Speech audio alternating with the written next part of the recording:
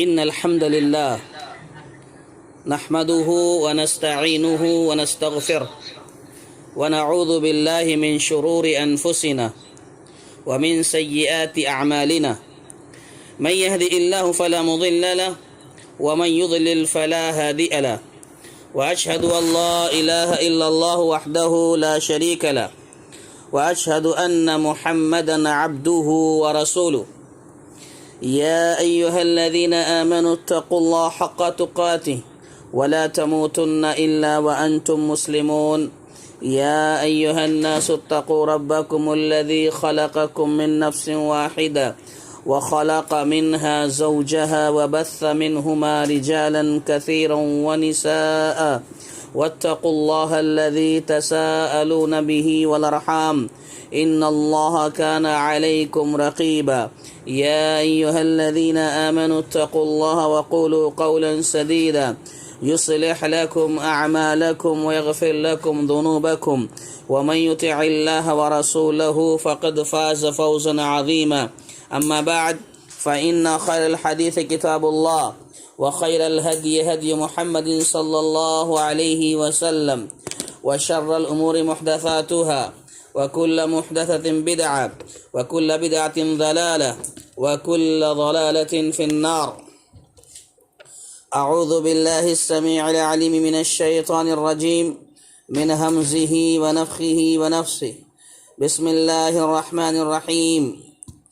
مثلهم كمثل الذي استوقد نارا فلما أضاءت ما حوله ذهب الله بنورهم وتركهم في ظلمات لا يبصرون صم بكم عمي فهم لا يرجعون أو كصيب من السماء فيه ظلمات ورعد وبرق يجعلون أصابعهم في آذانهم من الصواعق حذر الموت والله محيط بالكافرين يكاد البرق يخطف أبصارهم كلما أضاء لهم مشوا فيه وإذا أظلم عليهم قاموا ولو شاء الله لذهب بسمعهم وأبصارهم إن الله على كل شيء قدير.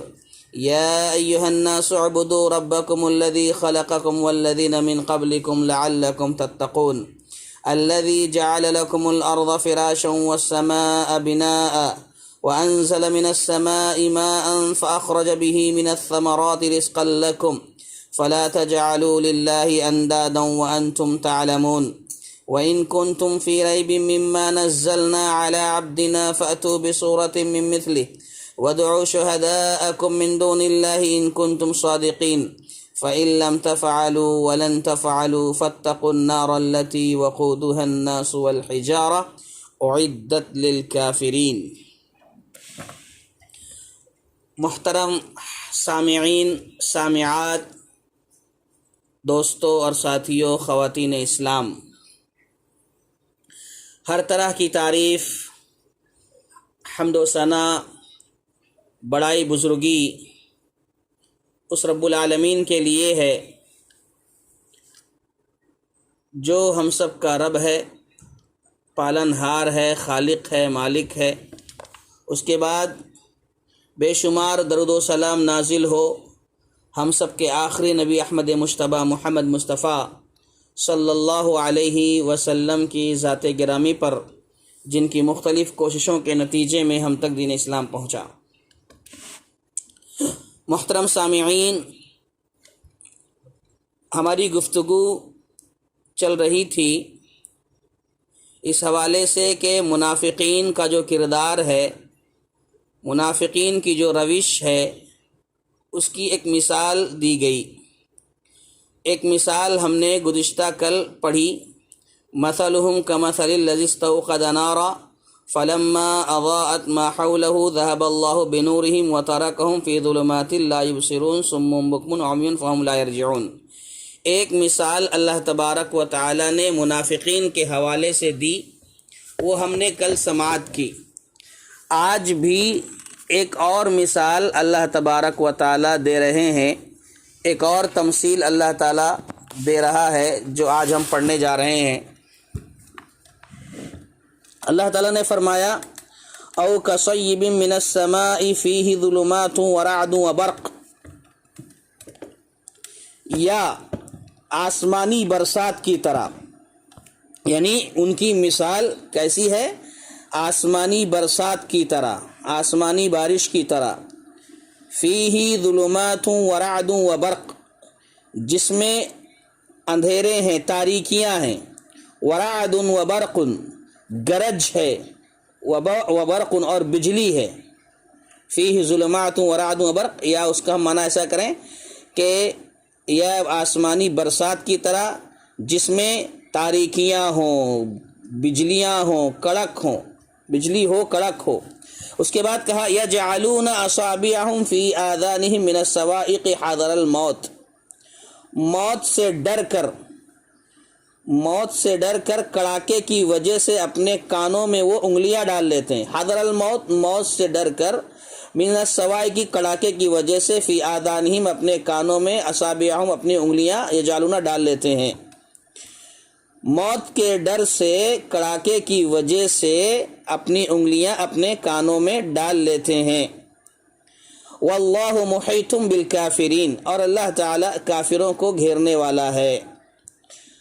یکاد البرق یخطف ابصارہم کلما اضاء لہم مشوا فیہ، قریب ہے، یکاد البرق قریب ہے کہ بجلی، یکاد البرق قریب ہے، البرق کے بجلی، یخطف ابصارہم ان کی آنکھیں اچک لے، کلما اضاء لہم مشوا فیہ جب اضاء لہم ان کے لیے روشنی کی جاتی ہے، جب ان کے لیے روشنی کرتی ہے، کلما اضاء لہم جب ان کے لیے روشنی کرتی ہے، مشوا فیہ تو اس میں چلتے پھرتے ہیں، یعنی وہ بجلیاں جب ان کے لیے روشنی کرتی ہیں تو اس میں چلتے پھرتے ہیں۔ وَإِذَا أَظْلَمَ عَلَيْهِمْ قَامُوا، اور جب اندھیرا کرتی ہے، یعنی جو چمک رہتی ہے وہ رک جاتی ہے، تو وَإِذَا أَظْلَمَ عَلَيْهِمْ قَامُوا تو وہ کھڑے ہو جاتے ہیں۔ وَلَوْ شَاءَ اللَّهُ لَذَهَبَ بِسَمْعِهِمْ وَأَبْصَارِهِمْ، اگر اللہ چاہے تو ان کے کان اور آنکھوں کو بیکار کر دے۔ ان اللہ علی کل شیء قدیر، یقیناً بے شک اللہ تبارک تعالیٰ ہر چیز پر قدرت رکھنے والا ہے۔ تو یہاں پر دیکھیں آپ، ایک مثال بیان کی گئی ہے، اور در حقیقت مفسرین بیان کرتے ہیں کہ یہ دوسرے قسم کے منافقوں کے لیے مثال بیان کی گئی ہے۔ منافقین کی ایک دوسری قسم ہے، ان کی مثال بیان کی گئی ہے۔ یہ وہ قوم ہے، یعنی منافقین کی یہ وہ قوم ہے دوسری قسم، جن پر کبھی حق ظاہر ہو جاتا ہے، حق ظاہر ہو جاتا تھا، اور پھر کبھی شک میں پڑ جاتے ہیں، تو شک کے وقت ان کی مثال برسات کی ہے۔ شک کے موقع پر ان کی مثال برسات کی ہے، یہ اللہ تعالیٰ نے بیان فرمایا۔ انشاءاللہ ہم اس کی تھوڑی تفصیل بیان کریں گے۔ سب سے پہلے یہ سمجھ لیں کہ کصیب من السماء، صیب من السماء،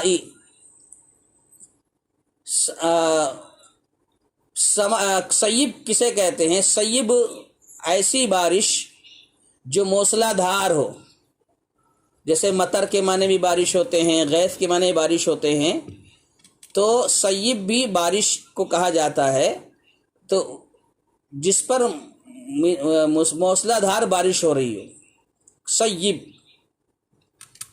اور یہاں پر ظلمات کہا ہے، رعد و برق کا ہے، ظلمات جمع کا صیغہ استعمال ہوا ہے، تو یہاں تین طرح کی تاریکیاں ہیں۔ اس آیت میں جو بتایا جا رہا ہے، تین طرح کی تاریکیاں، ظلمات سے مراد تین ظلم ہے۔ ایک ہے ظلمت اللیل، رات کا اندھیرا، رات کی تاریکی، اور دوسرا ہے ظلمت السحاب، بادل کی تاریکی، بادل کا اندھیرا، اور تیسرا ہے ظلمت المطر، بارش کی تاریکی۔ اور رات کے معنی ہوتے ہیں کڑک کی آواز، جو کہ کہاں سے سنائی دیتی ہے؟ بادل سے سنائی دیتی ہے۔ رعد کڑک کی آواز جو بادل سے سنائی دیتی ہے۔ برق بجلی کی چمک، اس سے مراد بجلی کی چمک جو بادلوں میں دکھائی دیتی ہے۔ ظلمات، رعد، برق، اللہ تعالیٰ نے فرمایا او کصیب من السماء فیہ ظلمات و برعد و برق، کہ یا تو ان کی مثال کیسی ہے، آسمان سے بارش ہونے کی ہے، ایسی بارش جس کے اندر جب بارش ہوتی ہے تو اس میں ظلمات ہوتے ہیں، تاریکیاں ہوتی ہیں، کڑک ہوتی ہے اور چمک ہوتی ہے۔ تو بہرحال کہا جا رہا ہے کہ یہ مثال اللہ تبارک و تعالی نے منافقین کی دوسری قسم کے لیے بیان فرمایا ہے، یعنی یہ وہ لوگ ہیں جو بظاہر مسلمان تو ہو گئے تھے، بظاہر مسلمان ہو گئے تھے، مگر ایمانی کمزوری کی وجہ سے، ضعف ایمان کی وجہ سے، ایمان کمزور ہونے کی وجہ سے یہ ہمیشہ شک میں پڑے رہتے تھے، شبہ میں پڑ جاتے تھے۔ دیکھو کتنی بڑی بات بتائی جا رہی ہے کہ ایک مومن جو ہوتا ہے وہ ہمیشہ پختہ ایمان والا ہوتا ہے، اس میں شک و شبہ کا شائبہ تک نہیں ہوتا، اس میں شک و شبہ کا شائبہ تک نہیں ہوتا ہے، ورنہ ذرا بھی شک و شبہ ہو تو گویا اس کا مطلب یہ ہو رہا ہے کہ اس کا ایمان کمزور ہے، ضعف ایمان کا مرتکب ہے۔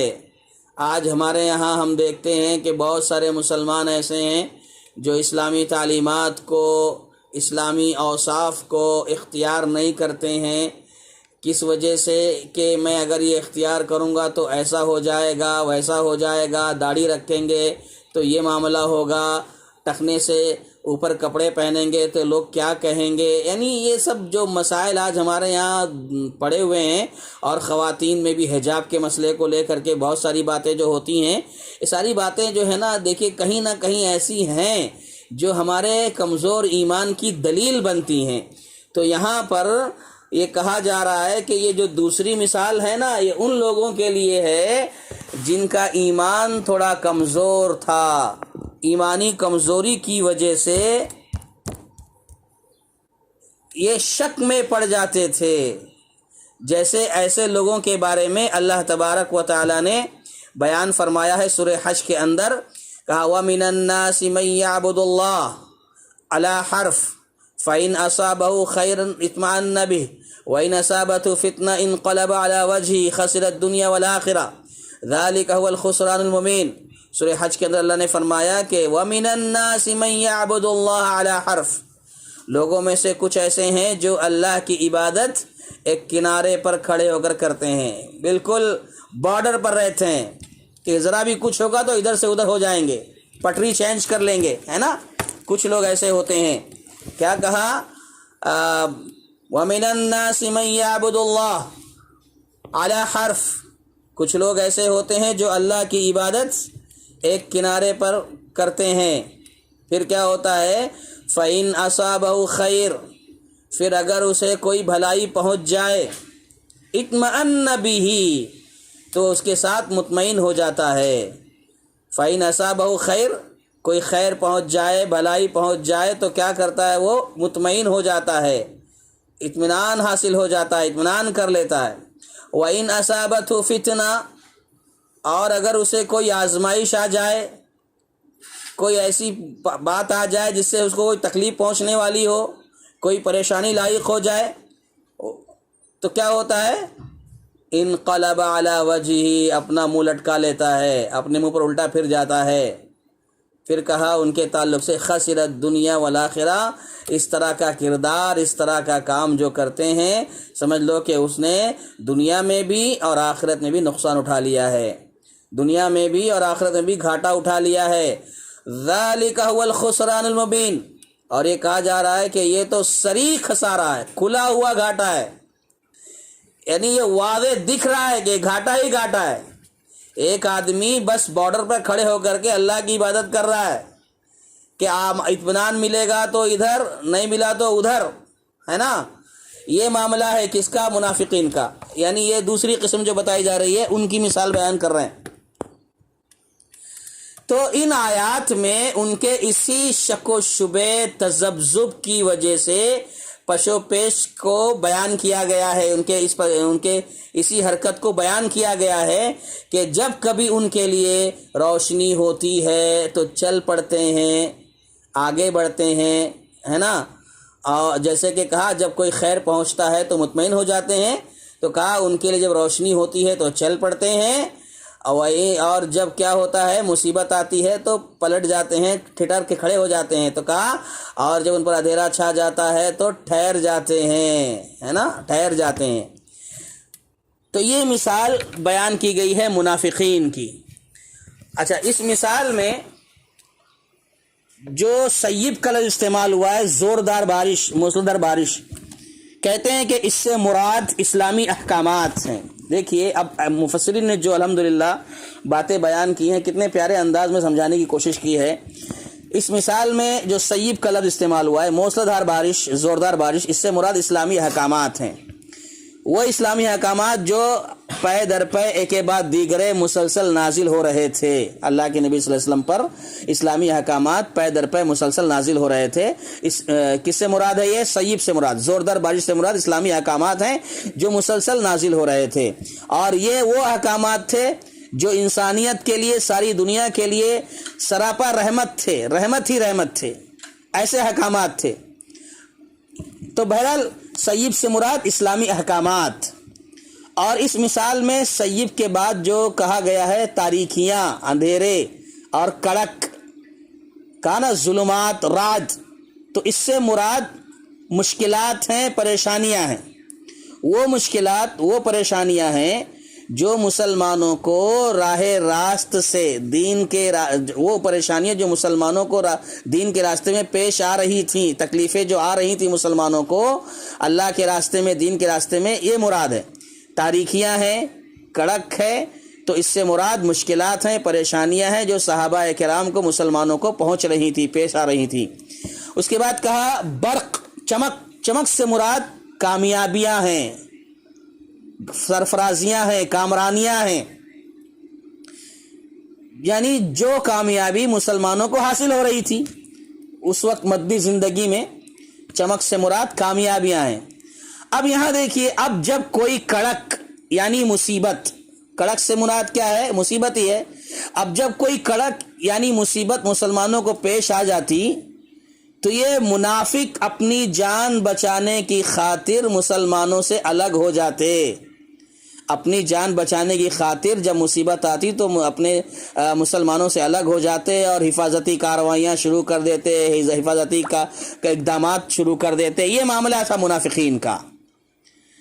پھر اس کے بعد جب معاملہ آسان ہو جاتا، مشکل پریشانی ختم ہو جاتی، مصائب دور ہو جاتے، تو یہ لوگ پھر اسلام کی طرف مائل ہو جاتے، اور جب کوئی سخت معاملہ پیش آتا تو وہیں پر ٹھٹک کر رہ جاتے۔ یعنی یہاں دیکھیے جو مثال منافقین کی بیان کی جا رہی ہے کہ یہ بارڈر پر کھڑے ہوئے ہیں، مصیبت آئی، تکلیف آئی تو مسلمانوں سے ہٹ جاتے تھے، دور ہو جاتے تھے، اور جیسے ہی مصیبتیں ختم ہوتی تھیں مسلمانوں کی طرف مائل ہو جاتے تھے۔ تو اس مثال میں انہی کے حوالے سے بیان کیا گیا۔ اور دوسری مثال جو پہلے کی دی گئی تھی وہ ایک منافق کی الگ قسم ہے، وہ تو کھلم کھلا سامنے آ کر کے مومنوں سے کہتے ہیں مومن ہیں، وہاں جا کر کہتے ہیں کہ ہم تمہارے ساتھ ہیں، یعنی اسلام اور مسلمانوں کو کیا کرنا چاہ رہے تھے؟ وہ تکلیف پہنچانا چاہتے تھے۔ اور دوسری مثال میں جو بیان کیا جا رہا ہے یہ وہ لوگ ہیں جو شک میں پڑ جاتے ہیں، یہ منافق تو ہیں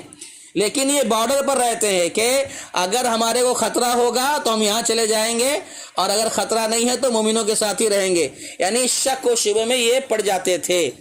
تو منافقین کا جو معاملہ یہاں ذکر کیا جا رہا ہے نا اس مثال میں اللہ تعالیٰ یہ سمجھا رہا ہے کہ منافقین کی حالت ایسی ہو گئی ہے یا ایسی ہو گئی تھی کہ ہر وقت، بلکہ ہو گئی تھی کیا، اور ہمیشہ رہتی ہے۔ اور مسلمان جو منافق ہوتا ہے، جس کے دل میں ایسے خیالات ہوتے ہیں نا، وہ ہر وقت ڈر، خوف، پریشانی، گھبراہٹ میں رہتا ہے، ہر وقت گھبراہٹ میں رہتا ہے۔ اسی وجہ سے اللہ تعالیٰ نے فرمایا سورہ منافقین میں ان کے بارے میں کہ یحسبون کل صیحۃ علیہم، یعنی ہر آواز کو وہ اپنے اوپر ہی سمجھتے ہیں، یعنی جب بھی کوئی بھی معاملہ پیش آیا سمجھ جاتے ہمارے اوپر ہے، اب مصیبت آ گئی، اب پریشانی آ گئی، اب یہ ہو گیا۔ جبکہ مومنوں کا معاملہ کیا ہوتا ہے؟ مومن جو ہے پریشانیوں کا مقابلہ کرتا ہے، مصیبتوں کا مقابلہ کرتا ہے، اور ہم یہ بات کو جانتے ہیں کہ اللہ تبارک و تعالیٰ نے فرمایا، نبی صلی اللہ علیہ وسلم نے فرمایا کہ جو جتنا زیادہ مصیبتوں میں گرفتار ہوتا ہے، اسے برداشت کرتا ہے، وہ اتنا زیادہ اللہ سے قریب ہوتا ہے۔ تو بہرحال یہ منافقین کی روش ہے، منافقین کا مثال بیان کر کے بتایا جا رہا ہے کہ یہ ایسے لوگ ہیں، اور مسلمانوں میں بھی ایسے لوگ پائے جاتے ہیں۔ اس کے علاوہ اور بعض مفسرین نے مثال دے کر اور سمجھایا ہے۔ میں ایک مثال اور آپ کو دیتا ہوں، کیسے کہ بارش کی مثال کے ساتھ ساتھ بارش کی جو مثال دی گئی ہے اس کے ساتھ اسلام کی روشنی اور نفاق کی تاریکی کا فرق بتایا جا رہا ہے۔ اسلام کی روشنی، اسلام کا نور، اور نفاق کا اندھیرا، ان دونوں کے فرق کو اس مثال سے واضح کیا جا رہا ہے۔ کیسے؟ جس طرح بارش آسمان سے اترتی ہے، اوپر سے نازل ہوتی ہے، کہتے ہیں ایسے ہی اللہ کا دین بھی آسمان سے اترا ہے، اللہ کا دین بھی آسمان سے نازل ہوا ہے۔ اب اس میں ایک لطیف جو ہے انداز میں کفار کے الزام کی تردید ہو رہی ہے کہ دین جو ہے نا، دین اسلام کسی شخص کے ذہن کی ایجاد نہیں ہے، کوئی انسان اپنی مرضی سے دین نہیں بنایا، کسی کے ذہن کی پیداوار نہیں ہے دین اسلام، یا کسی زمین کی پیداوار نہیں ہے، یہ تو اللہ تعالیٰ کا نازل کردہ دین ہے، اللہ تعالیٰ نے نازل کیا ہے۔ اب یہاں دیکھیے، بارش جب آسمان سے نازل ہوتی ہے تو بارش سے بیک وقت ہر چیز کیا ہو جاتی ہے؟ تر و تازہ ہو جاتی ہے۔ جب پانی ملتا ہے تو زندگی مل جاتی ہے، تو بارش سے ہر چیز تر و تازہ ہو جاتی ہے۔ ایسے ہی دین اسلام سے، جیسے بارش سے ہر چیز سرسبز و شاداب ہو جاتی ہے، تر و تازہ ہو جاتی ہے، ایسے ہی دین اسلام سے دل شاداب ہو جاتا ہے، سرسبز ہو جاتا ہے، کردار میں نکھار آ جاتا ہے، دنیا میں برکتوں کا نزول ہونے لگتا ہے۔ کس وجہ سے؟ اسلام کے نازل ہونے سے، اسلام کی وجہ سے۔ جس طرح بارش ہوتی ہے تو تر و تازگی چھا جاتی ہے، ایسے ہی اسلام سے دل جو ہے سرسبز ہو جاتا ہے، کردار میں، اخلاق میں نکھار آ جاتا ہے، دنیا میں برکتیں نازل ہونے لگتی ہیں۔ جیسے پھر اس کے بعد بتایا جا رہا ہے، پھر جیسے بارش میں کیا ہوتا ہے، بسا اوقات اندھیرا ہوتا ہے، گرج ہوتی ہے، چمک ہوتی ہے، ایسے ہی اسی طرح دین اسلام اختیار کرنے کے بعد اس دین اسلام کو آگے بڑھانے، دین اسلام کو نافذ کرنے اور اس کے متبعین کو دنیا میں دین اسلام کو نافذ کرنے کی وجہ سے، دین اسلام پر عمل کرنے کی وجہ سے دنیا میں فائدے بھی ملتے ہیں، اور انہیں امتحانات اور کچھ دنیاوی نقصانات کا بھی سامنا کرنا پڑتا ہے۔ مسلمانوں کو، مومنوں کو، اسلام کو جو فالو کرنے والے ہیں، ان کو اسلام سے فائدہ بھی ملتا ہے، اور ساتھ ہی ساتھ انہیں امتحان کا بھی سامنا کرنا پڑتا ہے، دنیا میں نقصانات کا بھی سامنا کرنا پڑتا ہے۔ لیکن جو سچے اور پکے مسلمان ہوتے ہیں، وہ مشکلات کو، پریشانیوں کو قبول کرتے ہوئے آگے بڑھتے چلے جاتے ہیں، یہاں تک کہ وہ دنیا اور آخرت کی جو بھی کام، جو منزل ہے، ان کو جو ملنا ہے، اس منزل تک پہنچ جاتے ہیں۔ اس کے بالمقابل جو منافق ہوتا ہے، یہ بارش میں چلنے والے اس مسافر کی طرح ہوتا ہے کہ جب بادل گرجتا ہے، بجلی چمکتی ہے، کڑکتی ہے، تو یہ کیا کرتے ہیں؟ کانوں میں انگلیاں ڈال کر اپنے آپ کو بجلی کی روشنی سے، چکا چوند سے چھپانے کی کوشش کرتے ہیں۔ حالانکہ ایسا کرنے سے نہ تو روشنی ان سے دور ہو سکتی ہے، اور نہ آسمان کی بجلی کی چمک جو ہے، کڑک جو ہے، اس سے بچ سکتا ہے۔ تو جس طرح ساری دنیا، تو کہنے کا مطلب یہ ہے کہ یہاں جو مثال دی گئی ہے کہ ایک مسلمان جو ہوتا ہے، جب اسلام قبول کرتا ہے، اسلام کو فالو کرتا ہے، تو بسا اوقات مشکلات آتی ہیں، پریشانیاں آتی ہیں، جیسے اندھیرا ہے، گرج ہے، کڑک ہے، تو وہ مسلمان کیا کرتا ہے؟ مومن بندہ اس کو برداشت کرتا ہے۔ لیکن ایک منافق کیا کرتا ہے؟ جب ایسی کڑک ہوتی ہے، تاریکیاں ہوتی ہیں، چمک ہوتی ہے، تو وہ کیا کرتا ہے؟ جیسے ایک مسافر جب بادل کی گرج جو کڑک ہو تو اپنے کانوں میں انگلیاں ڈال کر یہ سمجھتا ہے کہ وہ بچ گیا. ایسا نہیں ہے. نہ تو روشنی اس سے دور ہو سکتی ہے اور نہ ہی وہ بجلی کی چمک اور کڑک سے بچ سکتا ہے. تو بہرحال یہ بہت ہی پیاری مثال سے سمجھایا ہے اللہ تبارک تعالیٰ نے. اور ساتھ ہی ساتھ یہاں پر ایک بہت بڑی اور بہت بنیادی اور بہت اہم بات بتائی جا رہی ہے کہ جس طرح اس مثال کے ذریعے بڑی پیاری بات پہلے علم نے بیان کی, مفسرین نے بڑا پیارا نقطہ ذکر کیا ہے کہ جس طرح ساری دنیا مل کر بھی بارش کو روک نہیں سکتی. بارش ہو رہی ہے, ساری دنیا مل کر بارش کو روک نہیں سکتی ہے, ایسے ہی چاہے منافق ہوں, کفار ہوں, کوئی بھی اسلام کے دشمن ہوں, جتنی چاہیں کوششیں کر لیں اسلام کی روشنی کو مٹا نہیں سکتے, اور نہ ہی اسلام کی ترقی میں, اسلام کو آگے بڑھنے میں ان کی کوششیں, سازشیں رکاوٹ بن سکتی ہیں. سبحان اللہ, کتنی بڑی بات اس مثال سے دی گئی ہے. سمجھایا گیا ہے کہ بارش کو کوئی روک نہیں سکتا, جیسے ویسے ہی اسلام کو آگے بڑھنے سے, اسلام کی ترقی سے, اسلام کی روشنی کو کتنی بھی کوشش کر لیں کوئی مٹا نہیں سکتا ہے. تو بہرحال یہاں پر یہ مثالوں سے جو بات سمجھائی گئی منافقین کے دوسرے گروہ کی ہے, دوسری قسم کی ہے کہ کہا گیا او کصیب من السماء فیہ ظلمات ورعد وبرق یجعلون اصابعهم فی آذانهم من الصواعق حذر الموت واللہ محیط بالکافرین یکاد البرق یخطف ابصارهم كلما اضاء لهم مشوا فیہ واذا اظلم علیہم قاموا ولو شاء اللہ لذهب بسمعهم وابصارهم ان اللہ علی کل شیء قدیر. اللہ چاہے تو اللہ ہر چیز پر قدرت رکھتا ہے. تو بہرحال اب ہم آگے بڑھتے ہیں. اس مثال سے واضح ہو گیا کہ منافقین کی یہ دوسری قسم کیسی ہے, اور یہ جو دوسری قسم ہے نا یہ ایسی قسم ہے کہ آج اگر ہم غور کریں تو بہت سارے ہمارے مسلمان بھائی, مسلمان عورتیں, بہنیں اس میں شامل ہیں. اللہ تبارک و تعالی حفاظت فرمائے, کیونکہ یہ شک و شبے کی بیماری اسلام کے تعلق سے, اسلامی تعلیمات کے حوالے سے شک کرنا یہ بہت بڑا مسئلہ ہے, بہت بڑی چیز ہے. بہت سارے احکامات اسلام کے ایسے آ جاتے ہیں کہ حالات کا تقاضا ہے, ماحول ہے, دنیا ہے, ہم جس ماحول میں رہ رہے ہیں وہاں پر اس پر عمل ممکن نہیں ہے. یہ سب ایسی باتیں کر کے مطلب شک و شبے کا جو اظہار کرتے ہیں یہ بہت بڑی بات ہے اور خطرے کی بات ہے, نفاق کی نشانی ہے, اس سے بچنا چاہیے. بہرحال ہم آگے بڑھتے ہیں. آگے اللہ تعالیٰ نے فرمایا یا ایھا الناس اعبدوا ربکم الذی خلقکم والذین من قبلکم لعلکم تتقون الذی جعل لکم الارض فراشا والسماء بناء وانزل من السماء ماء فاخرج به من الثمرات رزقا لكم فلا تجعلوا لله اندادا وانتم تعلمون.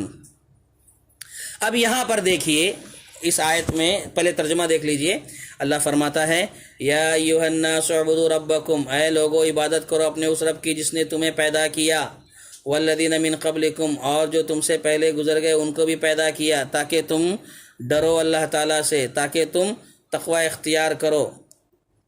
اس کے بعد کہا الذی جعل لکم الارض فراشا, جس نے تمہارے لیے زمین کو بچھونا بنا دیا, فرش بنا دیا, اور آسمان کو چھت بنایا. وانزل من السماء ماء, اور آسمان سے پانی اتارا, اس سے فاخرج به من الثمرات رزقا لکم, اور اس کے پانی اترنے کے بعد اس سے پھل پیدا کر کے تمہاری روزی کا انتظام کیا. پھر آگے اللہ فرما رہا ہے فلا تجعلوا للہ اندادا وانتم تعلمون, کہ دیکھو تم خبردار, ہوشیار, یہ سب جاننے کے باوجود اللہ کا شریک مقرر نہیں کرنا, اللہ کا شریک نہیں بنانا. اب یہاں پر اس آیت میں سب سے پہلی بات یہ ہے کہ ابھی تک ہم نے اس کے پہلے جو پڑھا, دیکھیے الف لام میم ذالک الکتاب لا ریب فیہ ھدی للمتقین, قرآن مجید کی اہمیت بتائی گئی, اس کی فضیلت بیان کی گئی. پھر کہا گیا یہ قرآن مجید ہدایت ہے متقیوں کے لیے. پھر یہاں سے تین قسم کے لوگوں کا تذکرہ ہوا, مومنین کا, متقین کا, کافروں کا, اور پھر منافقین کا. یہ تین قسم کے لوگ جو دنیا میں پائے جاتے ہیں, ان تینوں کا تذکرہ کرنے کے بعد اللہ تبارک و تعالی اب یہاں پر براہ راست ان تینوں کا ذکر کرنے کے بعد ان تینوں سے خطاب کر رہا ہے اللہ تعالیٰ، ان تینوں سے اللہ تبارک تعالیٰ خطاب ہے، یا ایھا الناس، کہ یہ جو خطاب ہو رہا ہے تمام لوگوں کے سامنے، اب یہ سمجھ لیجئے کہ اصل بات آ رہی ہے، اب اصل بات اللہ تعالیٰ پیش کر رہا ہے۔ ابھی تک تو تمہید چل رہی تھی، ابھی تک تمہیدی گفتگو ہو رہی تھی، آیت نمبر 20 تک جو چلا ہے، 1 نمبر آیت سے لے کر 20 نمبر آیت تک، کہتے ہیں ابھی تک تمہید چل رہی تھی، اب اصل موضوع پر آ رہا ہے اللہ تبارک و تعالی، اصل موضوع اب شروع ہو رہا ہے۔ وہ کیا ہے؟ یا ایھا الناس، جو اس کتاب کی دعوت کا، یعنی اس قرآن کی دعوت کا حقیقی مقصد ہے، جس کے لیے کتابیں اتاری گئی ہیں، انبیاء اور رسول کو بھیجا گیا ہے، اور وہ کیا ہے؟ یہی دعوت توحید ہے، یعنی اللہ کو ایک ماننا، اس کی عبادت میں اور دعا میں کسی کو شریک نہ کرنا۔ یا ایھا الناس اعبدوا ربکم الذی خلقکم، اے لوگو عبادت کرو اپنے اس رب کی جس نے تم کو پیدا کیا۔ تو بہرحال سب سے بنیادی دعوت ہے یہ قرآن کا مرکزی پیغام ہے، قرآن کا یہ مرکزی پیغام ہے، سب سے بنیادی دعوت ہے ایک رب کی عبادت و بندگی، اور اس کا خطاب سارے لوگوں سے ہے۔ 3 قسم کے لوگ ایسے ہیں، 3 قسم کے لوگوں کا تذکرہ کیا، یہی 3 قسم کے لوگ پوری دنیا میں پائے جاتے ہیں، تو گویا پوری دنیا کے لوگوں سے خطاب ہو رہا ہے کہ ایک اللہ کی عبادت کرو، ایک اللہ کی بندگی کرو، اسی کے سامنے سر کو جھکاؤ۔ اب عبادت کا جو لفظ ہے، ہماری بہت ساری طالبات اس میں شامل ہیں، تو عبادات کا جو معنی ہے آپ تمام نے پڑھا ہوگا، سمجھا ہوگا، طالبات ہیں آپ ماشاءاللہ، کہ عربی زبان کا لفظ ہے، اور عبادت کا لفظ جو اب سے نکلا ہے، عین با دال سے بنا ہوا ہے، اسی سے مشتق ہے، اور اس کا معنی ہوتا ہے عربی زبان میں، لغت میں، آخری درجے کی عاجزی انکساری، انتہائی درجے کی عاجزی انکساری، اس کا معنی ہے عبد کا۔ امام راغب اصفہانی رحمۃ اللہ علیہ جو لغت کے بہت بڑے ماہر ہیں، ان کی کتاب جو لغت کی ہے مرجع کی حیثیت رکھتی ہے، انہوں نے کہا العبادۃ ابلغ منہا لانہا غایۃ التذلل، کہ عبادت عاجزی کی انتہا کا نام ہے، عبادت عاجزی و انکساری کی انتہا کا نام ہے، فروتنی کی انتہا کا نام ہے۔ اور عبادت کے حوالے سے اہل علم نے، علماء نے، جو کتاب و سنت کا گہرا دقیق علم رکھتے ہیں، باریکیوں سے واقف ہیں، ایسے اہل علم نے عبادت کی تعریف بھی کی ہے۔ 1-2 تعریف ہم آپ کے سامنے رکھیں گے جو بہت ہی معروف ہے، مشہور ہے، پھر آگے بڑھتے ہیں۔ عبادت کی اصل جیسے کہ پتہ چلا کہ عاجزی ہے، تذلل ہے، خضوع ہے۔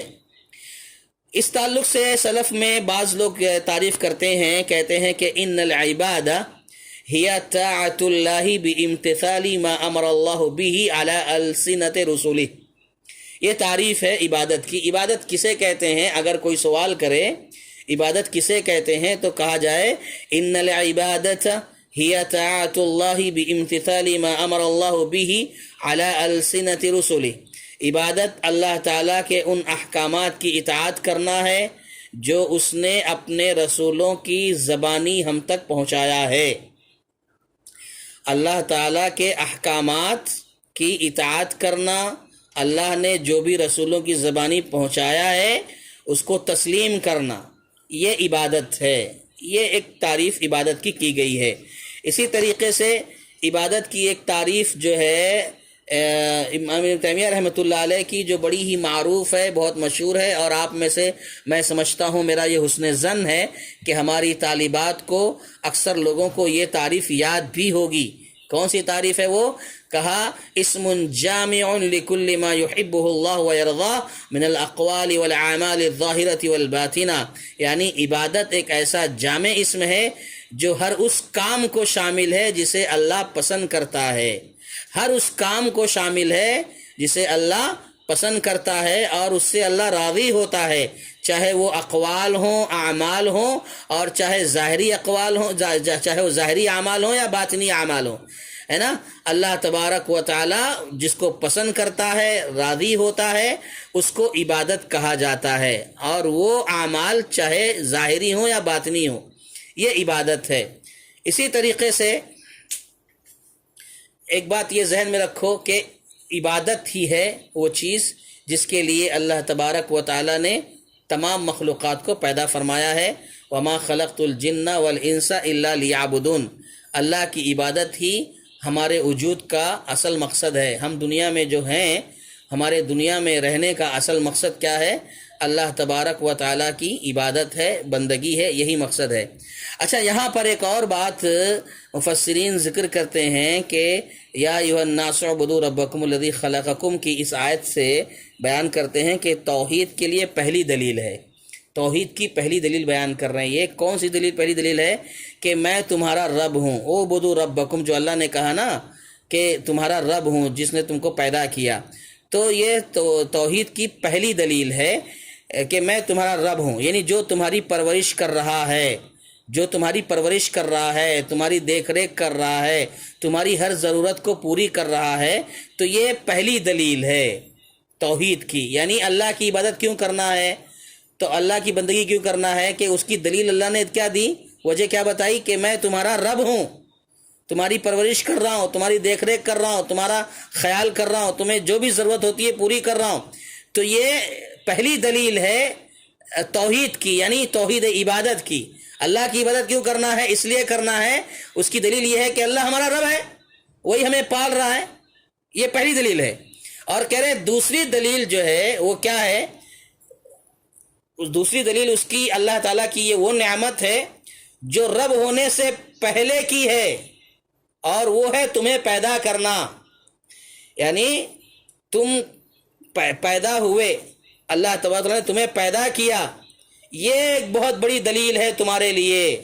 باقی تمام نعمتیں اس کے بعد ہیں، اگر یہ نہیں تو کچھ بھی نہیں۔ یعنی پالنا، دیکھ ریکھ کرنا تو یہ بعد کا مرحلہ ہے، اس سے پہلے سب سے بڑی جو نعمت ہے وہ یہ ہے کہ اللہ نے تمہیں پیدا کیا ہے، خلقکم، تمہیں خلق کیا ہے، تمہیں پیدا کیا ہے۔ باقی تمام نعمتیں اس کے بعد ہیں۔ اگر یہ پیدائش نہ ہو، اگر یہ تمہاری تخلیق نہ ہو تو کچھ بھی نہیں ہے۔ اور قرآن نے اسی تخلیق پر، اسی پیدائش پر بار بار زور دیا ہے۔ جب بھی سوال کرتا اللہ تعالیٰ توحید کے تعلق سے، اسی طرح سے سوال کرتا ہے، لئن سألتهم من خلقهم، کس نے پیدا کیا، کس نے خلق کیا؟ تو لیقولن اللہ، کیوں کہتے ہیں کہ اللہ ہی نے پیدا کیا۔ تو کہنے کا مطلب یہ ہے کہ یہ ایک دوسری دلیل ہے توحید کی۔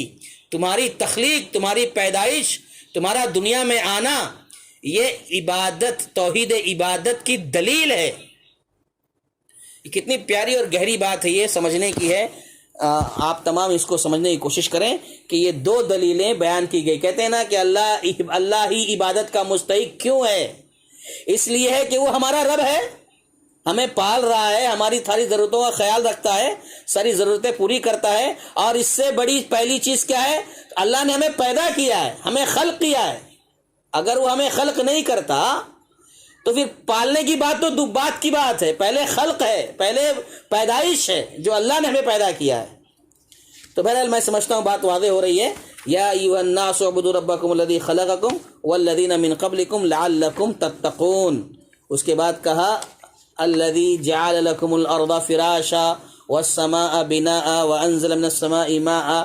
یعنی دیکھیے یہاں پر اللہ تبارک و تعالی ان آیات میں جہاں پر یہ ذکر کیا، ان آیات میں اللہ تعالیٰ انعامات کا تذکرہ کر کے اللہ نے بتایا ہے، اسی بات کو پھر دلیلیں دی اللہ تعالیٰ نے توحید کی مزید کہ اللہ ہی عبادت کا مستحق ہے۔ کیوں ہے؟ ایک تو اللہ تمہارا رب ہے، اور دوسرے اللہ تبارک و تعالیٰ تمہاری پیدائش کی ہے، تمہاری تخلیق کی ہے، اور اس کے بعد اللہ تبارک و تعالیٰ انعامات گنا رہا ہے کہ دیکھو اللہ نے تمہارے لیے زمین کو بچھونا بنا دیا، آسمان کو چھت بنا دیا، پھر آسمان سے پانی برسایا، فلاں فلاں انتظامات جو اللہ نے کیے، یہ تمہاری زندگی گزارنے کے لیے کیے۔ کون کر رہا ہے یہ سب؟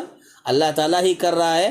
تو اللہ کی مخلوقات میں غور و فکر کرنا چاہیے۔ یہ جو کچھ نشانیاں ہیں، یہ جو کچھ چیزیں ہیں، زمین، آسمان، رزق، اناج، میوے، گلے جو پیدا ہو رہے ہیں نا، یہ ساری چیزیں جو ہے یہ اللہ کی مخلوقات میں غور و فکر کرنا چاہیے، تاکہ بندے کے دل میں ایمان و یقین جو ہے مزید بڑھ جائے۔ اس لیے یہ ساری چیزوں میں غور و فکر کرنا چاہیے۔ اور یہاں پر ایک بنیادی بات یہ بتائی جا رہی ہے کہ دیکھو اللہ تبارک و تعالی کے علاوہ کسی اور کی عبادت کرنا یہ شرعی اعتبار سے بھی اور عقلی اعتبار سے، دونوں اعتبار سے غلط ہے۔ آدمی جو ہے اگر اللہ کو چھوڑ کر کسی اور کو شریک کر رہا اللہ کی عبادت میں، تو یہ شرعاً بھی درست نہیں ہے، اور عقل بھی اس بات کی گواہی نہیں دیتی ہے، عقل بھی اس بات کو تسلیم نہیں کرتی ہے کہ اللہ تعالیٰ تم پر انعام کر رہا ہے، اللہ تمہارا اکرام کر رہا ہے، اللہ تعالیٰ تمہارا سارا انتظام کر رہا ہے، اللہ نوازش کی بارش کر رہا ہے، اور تم اللہ کو چھوڑ کر کسی اور کو شریک کر رہے ہو اللہ کی عبادت میں، تو سراسر بدعقلی ہے اور بے دینی ہے۔ یہ اللہ تعالیٰ نے بیان فرمایا ہے، اس کا مطلب یہی ہے۔ تو بہرحال کہنے کا مطلب مفسرین بیان کرتے ہیں کہ یہ شرعی اور عقلی دونوں اعتبار سے غلط ہے، اللہ کے علاوہ کسی اور کی عبادت کرنا۔ بہرحال انزل من السماء ماء، آسمان سے پانی اتارا، آسمان سے پانی اتارا۔ تو کہتے ہیں کہ ہر وہ چیز جو ہمارے اور آپ کے اوپر ہے، بلند ہے، وہ آسمان ہے، وہ آسمان کہلاتی ہے۔ ہر وہ چیز جو آپ کے اوپر ہو یا ہمارے اوپر ہو یا بلند ہو، اس کو آسمان کہتے ہیں۔ اور آسمان کا لفظ جو ہے سمون کے معنی ہوتے ہیں بلند، تو جو بھی اوپر ہے اس کو آسمان کہا جاتا ہے۔ اور علماء تفسیر اہل علم نے کہا ہے کہ یہاں آسمان سے مراد بادل ہے، کہ بارش جو ہوتی ہے کہاں سے ہوتی ہے؟ بادلوں سے ہوتی ہے۔ تو چونکہ آسمان جو لفظ استعمال ہوا ہے اس کے معنی بلندی کے ہوتے ہیں، اوپر کے ہوتے ہیں، تو آسمان میں چونکہ بادل ہوتے ہیں تو اس لیے لفظ آسمان استعمال ہوا ہے۔ اب یہاں پر دیکھیے کہ ایک بڑی پیاری بات ہے کہ ہمارے جو سلف صالحین تھے، خاص طور پر بڑے بڑے علماء جو گزرے ہیں، ان کے سامنے ایسے بہت سارے لوگ جو ہے اسلام پر اعتراضات کرتے تھے، قرآن کی بعض آیتوں کو لے کر کے اس میں شک و شبہ پیدا کرتے تھے، اعتراض کرتے تھے۔ تو ایک غیر مسلم یا جو بھی تھا، وہ ہمارے غالباً ثناء اللہ امرتسری علیہ الرحمہ کے حوالے سے بات نقل کی جاتی ہے کہ ان کے پاس آیا اور سوال کرتا ہے، کہتا ہے کہ دیکھو آپ کے قرآن میں یہ کہا گیا ہے کہ الذی خلق سبع سماوات طباقا ما تری فی خلق الرحمن من تفاوت، کہا کہ آسمان میں 7 آسمان اللہ نے بنائے ہیں، اور آسمان میں تم نظر اٹھا کر دیکھو کوئی فرق نہیں ہے، کیا ہے حل تری من فطور کہا اللہ تعالیٰ نے، کہ تم آسمان میں اٹھا کر دیکھو، اپنی نظر دوڑا کر دیکھو، تمہیں آسمان میں شگاف نظر نہیں آئے گا، یعنی سوراخ نظر نہیں آئے گا، بغیر تم غور سے دیکھو گے تو تمہاری نظریں تھک جائیں گی، نگاہیں تھک جائیں گی، اور تم تھک کر کے اپنی نگاہیں نیچے کر لو گے، لیکن تمہیں جو ہے آسمان میں سوراخ نظر نہیں آئے گا۔ یہ سورہ ملک کے اندر ابتدائی آیتوں میں بیان کیا گیا۔ اور یہاں پر کہا گیا وَأَنزَلَ مِنَ السَّمَاءِ مَاءً، آسمان سے پانی نازل کیا۔ تو اس غیر مسلم کا یا جو بھی تھا اس کا سوال آیا، وہ کہنے لگا کہ بھائی ایک طرف قرآن کہہ رہا ہے کہ آسمان میں سوراخ نہیں ہے، اور دوسری طرف قرآن کہہ رہا ہے کہ آسمان سے پانی اترا ہے، تو کیسے پانی اترا ہے آسمان سے؟ یعنی اس کو یہ سمجھانا مقصود بتانا، دیکھیے کہ مطلب وہ ایک لاجک بات کر رہا ہے، جبکہ سمون کے معنی عربی زبان میں بلندی کے ہوتے ہیں، اس اعتبار سے لفظ استعمال کیا گیا۔ لیکن ثناء اللہ امرتسری رحمۃ اللہ علیہ جو تھے، ایسے سوال کرنے والوں کو ویسا ہی جواب دیتے تھے، جس کو الزامی جواب کہتے ہیں، حاضر جوابی جس کو کہا جاتا ہے۔ کہتے ہیں ثناء اللہ امرتسری علیہ الرحمہ کہ اچھا تمہارا یہ سوال ہے کہ آسمان میں سوراخ نہیں ہے اور پھر بھی آسمان سے پانی کہاں سے گر رہا ہے، تو کہا ایک کام کرو، ایک بالٹی بھر کر کے پانی میرے سامنے پیش کرو۔ تو ایک بالٹی بھر کر کے پانی جب لایا گیا، تو جب پانی بھرا رہا تو انہوں نے کہا کہ اچھا بتاؤ، یہ جو پانی بھرا ہوا ہے بالٹی میں، تمہیں پانی میں کہیں سوراخ نظر آ رہا ہے؟ پانی میں کہیں تمہیں شگاف نظر آ رہا ہے؟ کہا کہ نہیں، پانی میں کہیں سوراخ نہیں ہے۔ تو کیا کیا شیخ نے؟ ایک سکہ لیا یا ایک پتھر لیا، پتھر کو بالٹی میں ڈال دیا، پانی میں ڈال دیا۔ اب وہ سیدھا پتھر کہاں گیا؟ سیدھا پانی کے نیچے جا کے تہہ میں جا کے بیٹھ گیا۔ تو انہوں نے کہا کہ دیکھو بھائی، آپ نے کہا کہ اس میں سوراخ نہیں ہے، لیکن پھر بھی یہ پتھر اندر چلا گیا، کیسے چلا گیا؟ یعنی فوراً اس کا جواب الزامی، حاضر جوابی۔ تو کہنے کا مطلب یہ ہے کہ یہاں پر ہمارے علماء کی ایک شان ہے کہ انہوں نے الحمدللہ برجستہ لوگوں کو جوابات دیے ہیں، سبحان اللہ۔ جیسے کہ ابھی بیچ میں ایک بات واٹس ایپ وغیرہ پہ گھوم رہی تھی کہ غالباً شیخ بن باز رحمۃ اللہ علیہ کے حوالے سے ایک بات سامنے آئی کہ ایک شخص جو ہے اس نے یہ دعویٰ کیا کہ وہ غیب جانتا ہے، جو چاہے مناظرہ کر لے، شیخ بن باز رحمۃ اللہ علیہ سے طے ہوا مناظرہ کا کہ وہ ثابت کرے گا، پروف کرے گا کہ میں غیب جانتا ہوں۔ اب بیٹھے مناظرہ کرنے کے لیے بیٹھے تو شیخ بن باز رحمۃ اللہ علیہ نے کہا، انہی کی طرف یہ واقعہ منسوب ہے، انہوں نے کہا کہ اچھا تم غیب جانتے ہو، اس پر مناظرہ ہم لوگ کرنے جا رہے ہیں، تو سنو مناظرے سے پہلے میری ایک شرط ہے، اس شرط کو پہلے سمجھ لو، اس کے بعد ہم لوگ مناظرہ شروع کرتے ہیں۔ تو اس نے پوچھا کیا شرط ہے، تو شیخ بن باز رحمۃ اللہ علیہ نے کہا کہ ارے تم غیب جانتے ہو اور تمہیں میری شرط نہیں معلوم ہے تو کیا غیب جانتے ہو؟ یعنی اسی وقت وہ ہار گیا مناظرہ، یعنی ایک منٹ میں، ایک سیکنڈ میں ہی ہار گیا ہو۔ تو کہنے کا مطلب ہے کہ ہمارے علماء کی یہ شان ہے، ماشاءاللہ بڑی گہرائی کے ساتھ باتیں کرتے تھے، اور جب سامنے ایسے ایسے آتے تھے تو ان کو الزامی جواب دے کر کے خاموش کر دیتے تھے۔ تو بہرحال یہاں پر جو کہا انزل من السماء ماء، آسمان سے پانی کو اتارا، یعنی آسمان سے پانی کو اتارا، یعنی بادل سے پانی کو اتارا، بادلوں سے پانی کو برسایا۔ جب بادل سے پانی برسا فاخرج به من الثمرات، تو اس پانی کے ذریعے سے مختلف قسم کی چیزیں نکلیں، اللہ نے نکالی۔ کون سی چیزیں اگائیں؟ غلے ہیں، اناج، میوے، مختلف قسم کے پھل فروٹ، کھجوریں اور دیگر کھیتیاں، سبزیاں، ترکاریاں، جو بھی آپ کہیں اس میں شامل ہیں، سب اللہ نے اگائی۔ کیوں اگائی؟ رزقا لکم، تمہارے رزق کے طور پر، جس سے تم رزق اور خوراک حاصل کرتے ہو، اپنی اس رزق سے تم زندگی بسر کرتے ہو اور لذت حاصل کرتے ہو، یہ رزق لکم، یہ مطلب ہے اس کا۔ اور یہ سب کرنے کے بعد دیکھو اللہ تعالیٰ نعمتیں گنا رہا ہے۔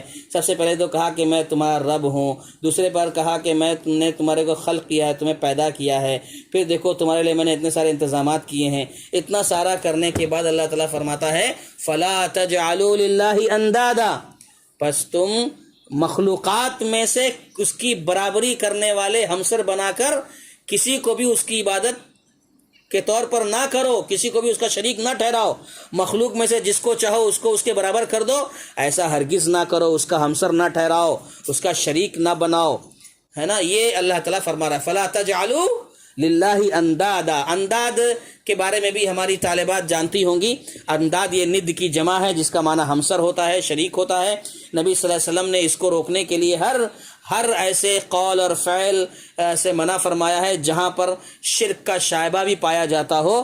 جیسے کہ بڑی مشہور بات ہے، آپ جانتے ہیں، ایک موقع پر ایک شخص نے کہا ما شاء اللہ و شئت، کہ آپ اللہ جو چاہے اور آپ چاہیں وہی ہوگا۔ اس پر نبی صلی اللہ علیہ وسلم نے فوراً فرمایا جعلت للہ ندًا، ارے تو نے تو مجھے اللہ کا شریک ٹھہرا دیا۔ تو کہا اس کو نصیحت کرتے ہوئے کہ دیکھو جب بھی ایسی کوئی بات کرنا ہو چاہنے کی تو صرف کہو ما شاء اللہ وحدہ، جو اللہ اکیلا چاہے وہی ہوگا۔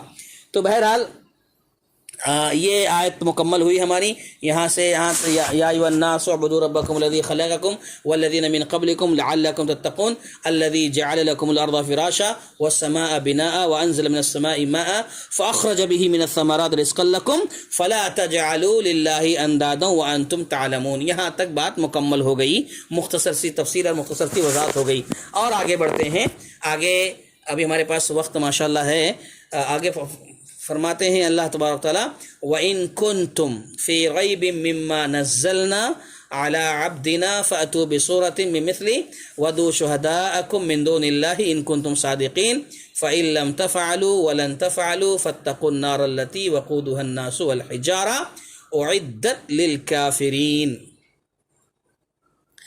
اب یہاں پر دیکھیے، ابھی تک بات توحید کی کر رہا تھا اللہ تعالیٰ، بات توحید کی ہو رہی تھی، اب رسالت کا اس بات بتایا جا رہا ہے، رسالت کا پروف پیش کیا جا رہا ہے۔ توحید کے بعد اب اللہ کے نبی صلی اللہ علیہ وسلم کی رسالت کا ذکر کیا جا رہا ہے۔ کہا اللہ تعالیٰ نے ہم نے بندے پر کتاب نازل فرمائی، اپنے بندے پر کتاب نازل فرمائی، ہم نے اپنے بندے پر کتاب نازل فرمائی۔ اگر اس کتاب کے نازل ہونے کے سلسلے میں کہ یہ اللہ کی طرف سے نازل کی گئی کتاب ہے، اس میں اگر تمہیں شک ہے تو سب مل کر کیا کرو؟ وَادْعُوا شُهَدَاءَكُم مِّن دُونِ اللَّهِ، اپنے تمام مددگار کو بلا لو اور اس جیسی ایک سورہ پیش کر کے دکھا دو۔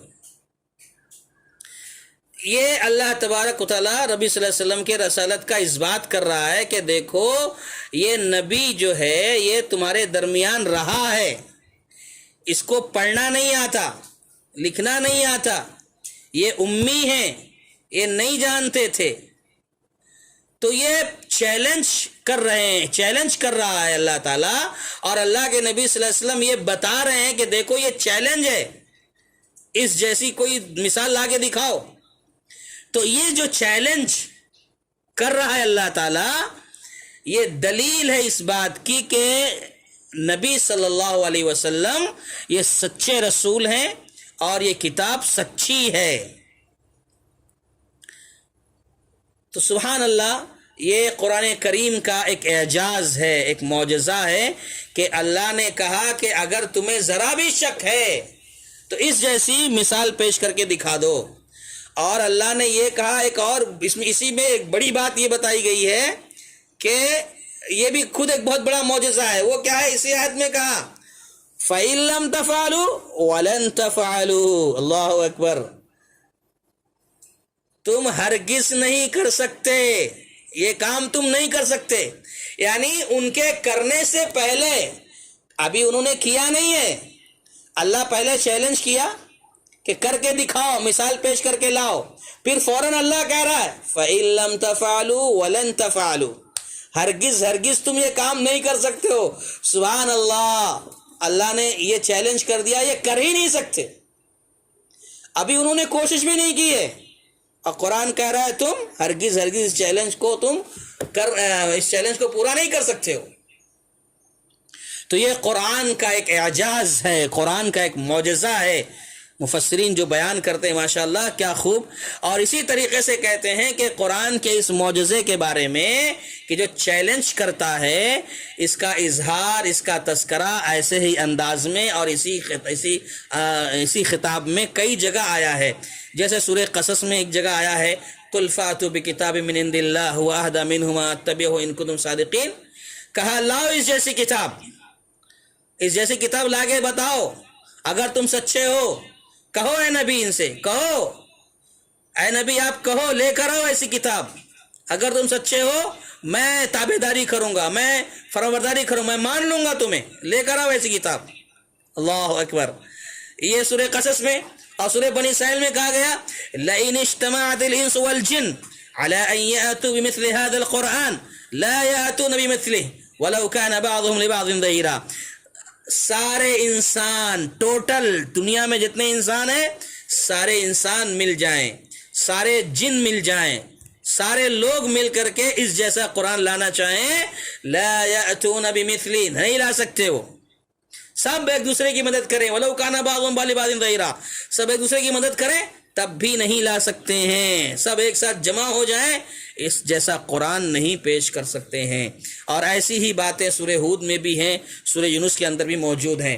ایک مفسرین نے ایک اور واقعے کی طرف اشارہ کیا ہے، ایک بات یہ لکھی ہے کہ اہل عرب چونکہ عربی زبان سے پوری طرح واقف تھے اور بڑا اچھا درک رکھتے تھے وہ عربی زبان پر، تو اس وقت جو بڑے بڑے شعراء جو عربی داں تھے، عربی ادب کو جانتے تھے، وہ ان کی عادت تھی کہ کعبہ کی دیوار پر اپنے اشعار لٹکا کے چلے جاتے تھے، اور دوسرا شاعر آتا تھا، اس شعر کو پڑھتا تھا، اور اس شعر میں جو بھی کمی ہوتی، کمزوری ہوتی، کہیں اعراب کا معاملہ یا لغت کا معاملہ جو بھی ہوتا، کہیں پر جو بھی معاملات ہوتے، اس شعر کے نیچے حاشیہ چلا دیتا کہ یہاں پر یہ فالٹ ہے، یہاں پر یہ ہونا چاہیے، ایسا ہونا چاہیے، ہو جاتا۔ یعنی شعراء جو ہے اپنے اشعار کو وہاں خانہ کعبہ کے دیوار پر لٹکایا کرتے تھے، تو اس کی اصلاح ہوتی تھی، لوگ وہاں آ کر کے اس پر کاٹ چھاٹ کیا کرتے تھے۔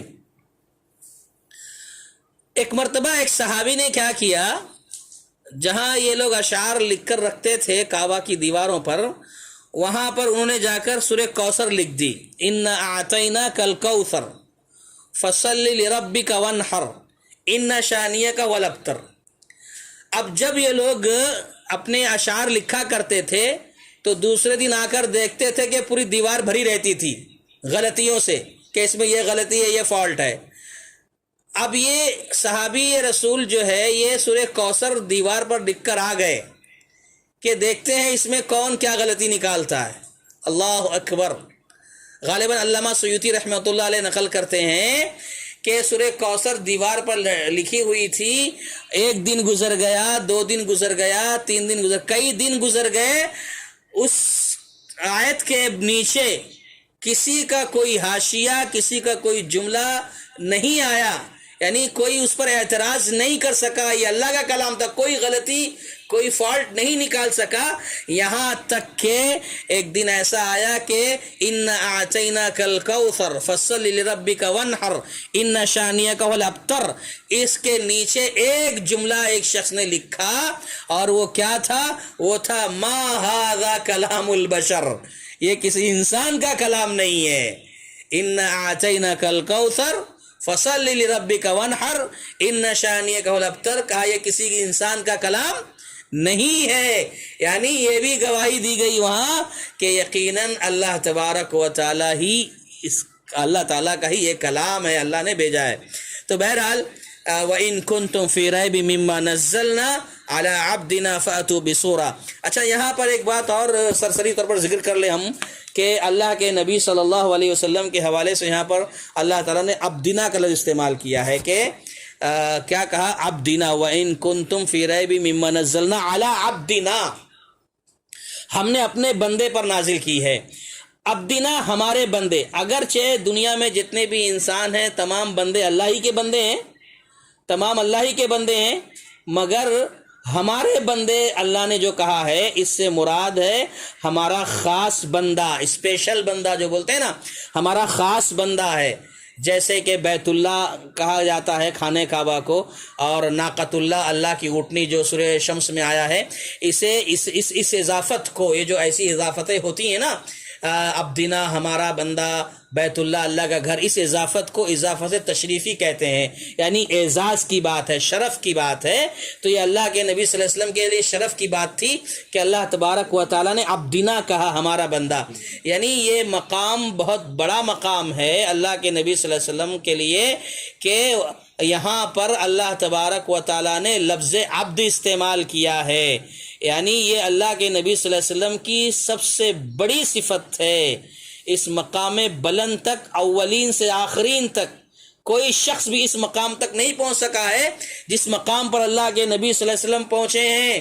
جیسے کہ معراج کے موقع پر جب اللہ تعالیٰ نے آسمان پر بلایا تھا تو اسی لفظ عبدیت کا ذکر کیا. اللہ تعالیٰ نے کہا سبحان الذی اسری بعبدہ لیلا، کہ پاک ہے وہ ذات جس نے اپنے بندے کو، یعنی نبی صلی اللہ علیہ وسلم کو، بعبدہ، اپنے بندے کو رات کے ایک حصے میں سفر کرایا. اور پھر قرآن کے نزول کے وقت بھی اللہ تبارک و تعالی نے یہی لفظ استعمال کیا، تبارک الذی نزل الفرقان علی عبدہ لیکون للعالمین نذیرا، کہ نہایت برکت والی ہے وہ ذات جس نے اپنے بندے پر، علی عبدہ، اپنے بندے پر کیا کیا؟ فرقان نازل کیا. نزل الفرقان، فرقان نازل کیا، نہیں قرآن نازل کیا. اور اسی طریقے سے خود اللہ کے نبی محمد رسول اللہ صلی اللہ علیہ وسلم نے یہ بات بیان فرمائی ہے کہ دیکھو میری شان میں تم کبھی گستاخی نہیں کرنا، یعنی گستاخی نہیں، اعوذ باللہ میں کہنا چاہ رہا ہوں کہ نبی صلی اللہ علیہ وسلم نے کیا کہا؟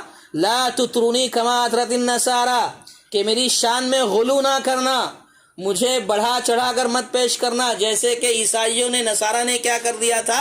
عیسیٰ علیہ السلام کو بڑھا چڑھا کے ان کے مقام سے اونچا اٹھا دیا تھا. تو تم ایسا مت کرنا. انما انا عبد، میں اللہ کا بندہ ہوں، فقولوا عبد اللہ ورسولہ، تو تم مجھے اللہ کا بندہ کہو، اللہ کا رسول کہو. یعنی اللہ کے نبی صلی اللہ علیہ وسلم نے خود کہا کہ میں اللہ کا بندہ ہوں.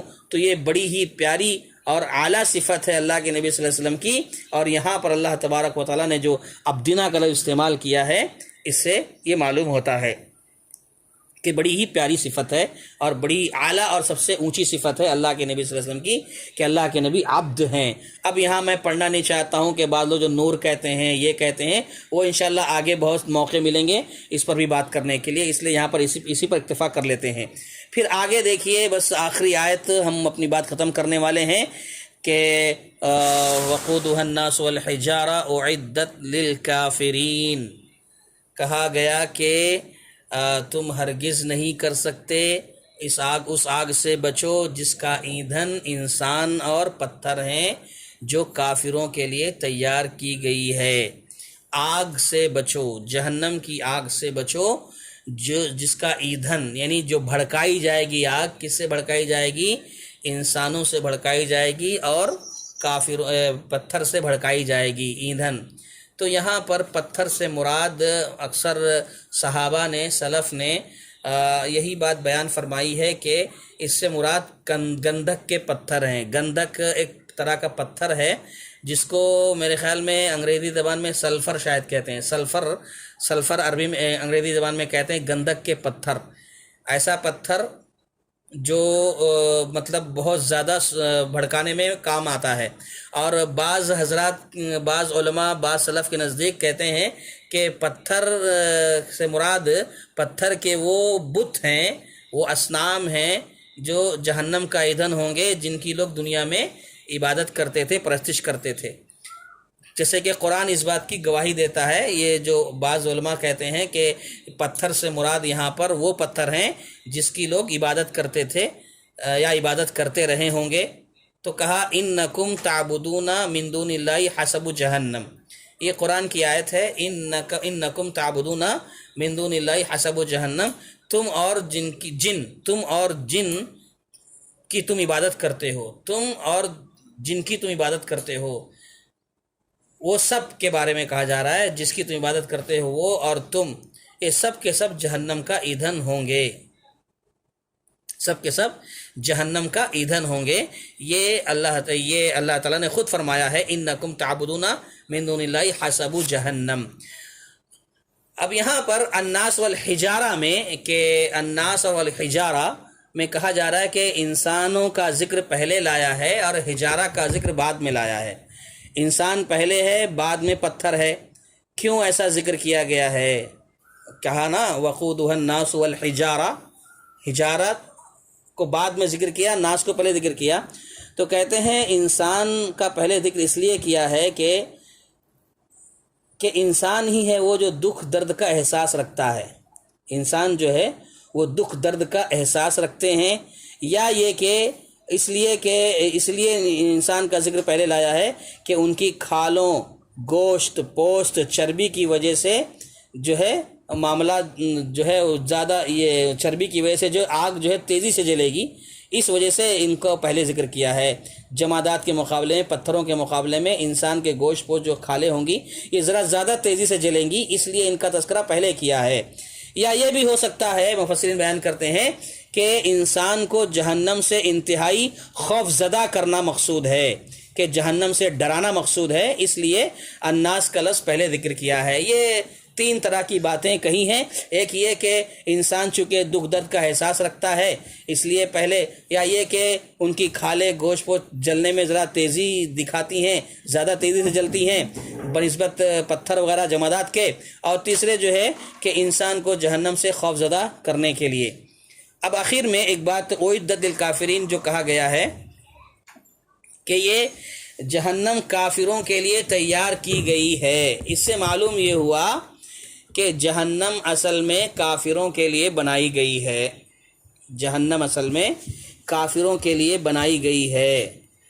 اب کوئی مومن اگر اس جہنم میں داخل ہوگا تو اپنے بعض کفریہ اعمال کی وجہ سے، بعض گناہ اور کبیرہ گناہوں کی وجہ سے جہنم میں داخل ہوگا، لیکن بعد میں جہنم سے نکال لیا جائے گا سزا بھگتنے کے بعد۔ لیکن جہنم جو تیار کی گئی ہے وہ کافروں کے لیے تیار کی گئی ہے۔ اور ایک بات یہ بتائی جا رہی ہے کہ جہنم موجود ہے، جنت بھی موجود ہے، جہنم بھی موجود ہے۔ اعدت للکافرین کہا گیا کہ تمام سلف کا یہ عقیدہ ہے کہ جہنم اس وقت بھی موجود ہے، اور جو کوئی اس کا انکار کرے گا گویا وہ آیات اور احادیث کا انکار کر رہا ہے۔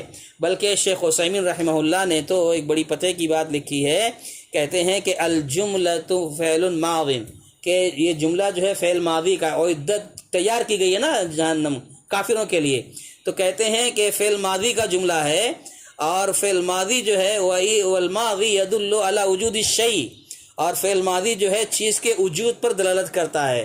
فعل ماضی جو ہوتا ہے یہ بتاتا ہے کہ وہ چیز موجود ہے، تو لہذا جہنم کے تعلق سے جو بات کہی گئی کہ تیار کی گئی ہے، تو گویا وہ جہنم موجود ہے۔ اور اسی طریقے سے اللہ کے نبی صلی اللہ علیہ وسلم کو معراج کے موقع پر جہنم کے بہت سارے واقعات دکھائے گئے، ساری چیزیں ہیں۔